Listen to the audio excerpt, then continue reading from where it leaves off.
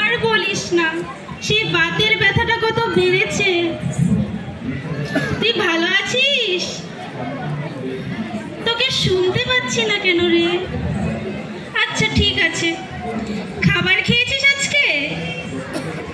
মাছ দিয়ে ভাত খেয়েছিস নাকি বল? শোনা যাচ্ছে না। বৌমা? হ্যাঁ মা বলুন। বৌমা কিছু শুনতে পাচ্ছি না কেন? হ্যাঁ দিন দেখছি। হরে কৃষ্ণ, কেউ আছেন বাড়িতে? কে আসলো? কেউ আছে? হ্যাঁ, কে গো মা তোমরা? তোমাদের তো কোনোদিন দেখিনি আমি। হরে কৃষ্ণ মাতাজি, আমরা ইস্কন মন্দির থেকে এসেছি। ও ইস্কন। এখন তো কত মন্দির বের হইছে। ওই মন্দির, সেই মন্দির, ইস্কন মন্দির। আগে তো বাপু এগুলো ছিল না। মা আপনার মনে নেই কিছুদিন আগে আমরা একটা মন্দিরে গেছিলাম? একটা ইস্কন মন্দির নতুন খুলেছে, সেখানে এই মাতাজিদের সাথে আমার পরিচয় হয়েছিল। তখনই আমাদের বাড়ির ঠিকানা দিয়েছিলাম তাদের। মাতাজি, আমরা ইস্কন মন্দির থেকে অনেক কিছু শিখতে পারছি। যেমন আমরা ইস্কন মন্দিরে গিয়ে জপ করা, গীতা পাঠ করা, কিভাবে ভগবানের সেবা করতে হয়, এগুলো খুব সুন্দর করে শিখতে পারছি ওখানে গিয়ে। ও তাই এগুলো ইস্কনে গিয়ে কেন শিখতে হইব?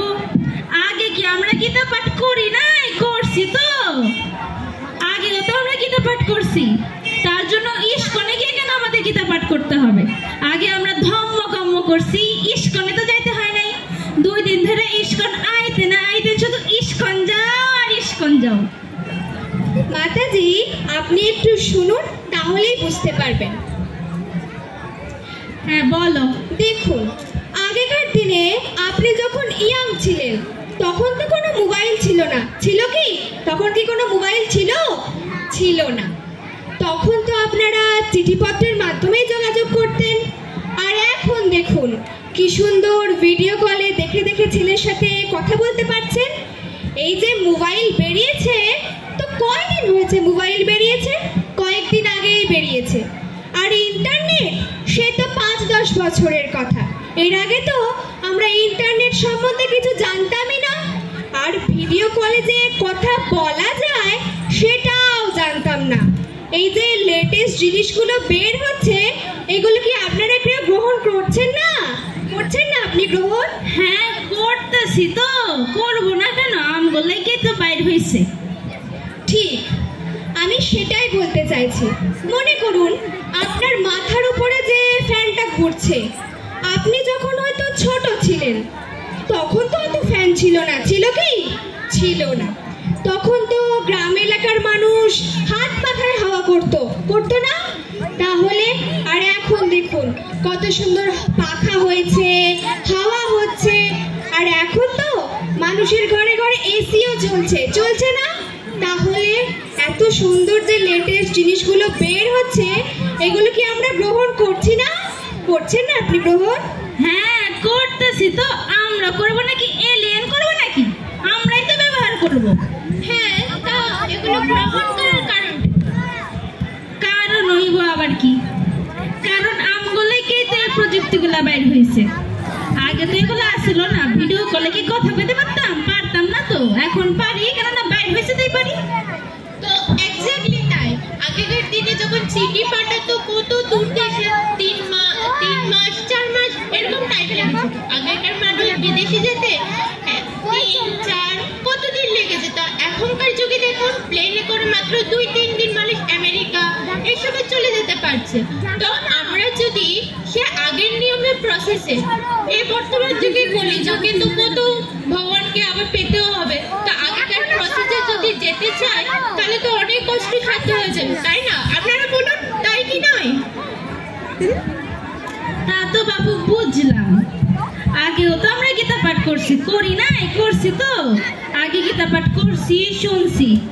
কিন্তু এখন ইস্কনে কেন শিখতে হইব, শুনতে হইব বা পড়তে হইব? কি আছে বাইরের গীতার আর ইস্কনের গীতার মধ্যে পার্থক্য? আচ্ছা, সেটা কি পার্থক্য আপনি নিজেই বুঝুন। আগেকার দিনেও তো এরকম 8 দিন 10 দিন দিন ধরে গীতা পাঠ হয়েছে, কিন্তু এরকম গীতা পাঠ শুনে কতজন ভক্ত হয়েছে? অথচ আমাদের দেখুন, আমরা 6 মাস 1 বছর ধরে শ্রীল প্রভুপাদের রচিত গীতা গ্রন্থ পড়ে কত সুন্দরভাবে ভক্তি জীবন অনুশীলন করছি। আসলে তাদের মধ্যে এরকম পেশাদারি গীতা পাঠ শুনে লোকে ভক্ত হয় না। এই হচ্ছে আমাদের গীতা এবং তাদের গীতার মধ্যে পার্থক্য।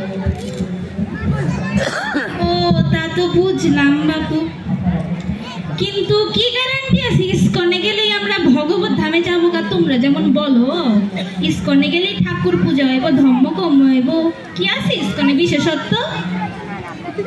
দেখুন, যারা ইসকন জানে না, যারা ইসকনকে চায় না, তারা এরকম ধরনের চিন্তা করে যে আমরা ইসকন থেকে কি পেতে পারি।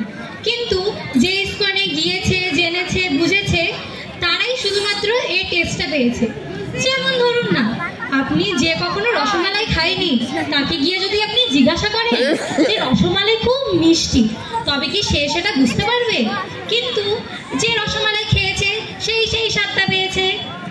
ঠিক তেমনি আপনাকে এই ইসকনের মর্ম বোঝার জন্য আপনাদের ইসকনে আসতে হবে এবং সেখানে ভগবানের বিগ্রহ দর্শন করতে হবে এবং হরিকথা শ্রবণ করতে হবে এবং একসাথে হরিনাম সংকীর্তন করতে হবে।